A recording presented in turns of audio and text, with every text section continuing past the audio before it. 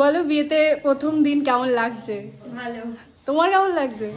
ও তো খুব লাজুক, ও তো লজ্জা পেতেই ব্যস্ত, বলবে কি, তাও এইটুকু বলেছে এইট করে। বাট ইন্ট্রো দেখে বুঝেই গেছো নিশ্চয়ই, হ্যাঁ আমি রিমার রিসেপশন পার্টিতে এসেছি। আর রিমা আমার কে হয় সেটা একটু পরে বলছি, তার আগে আমি নিজের ইন্ট্রোটা দিয়ে দিই। আমি সুস্মিতা, আর তোমরা দেখছো সুস্মিতাস ব্লগ।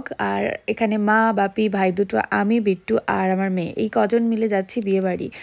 অনেক দূরের রাস্তা, 2-2.5 ঘন্টার রাস্তা। আমরা গাড়ি রিজার্ভ করে গেছি, আবার ব্যাকে ফিরবো, কারণ যতই রাত হোক ফিরতেই হবে, কারণ মেয়েকে নিয়ে কোথাও থাকা যাবে না। আর এই মাঠ ফাট দেখে না আমার মনটা জাস্ট ওয়াও ওয়াও হয়ে গেছিলো। এখানে ধান চাষও হয়েছিল, ধানটা উঠছে আর কি সেরকম। আর এই যে বিয়েবাড়ি চলে এসছে।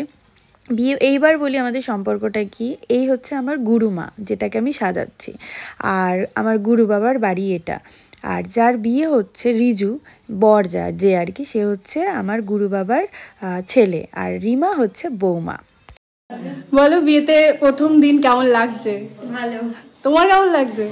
ও তো খুব লাজুক, ও তো লজ্জা পেতেই ব্যস্ত, বলবে কি, তাও এইটুকু বলেছে এইট করে। বাট সুন্দর লাগছে, দুজনকেই খুব সুন্দর লাগছে, ভীষণ মিষ্টি লাগছে। আশা করি সম্পর্কটা বোঝাতে পেরেছি।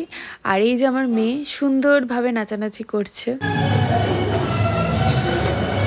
এসে গেছি রিমার রিসেপশনে।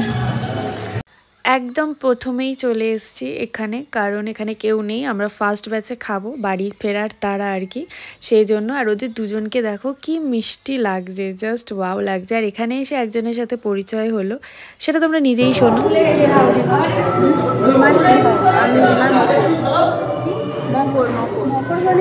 মানে সই। আচ্ছা আচ্ছা, আমি জানতাম না।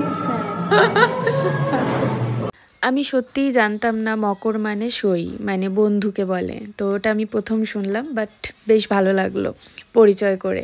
আর এই যে খাওয়া দাওয়ার পালা স্টার্ট হয়ে গেছে, চলো দেখা হচ্ছে নতুন ভিডিও। সবাই ভালো থেকো, সুস্থ থেকো, good night, ta-ta, love you all.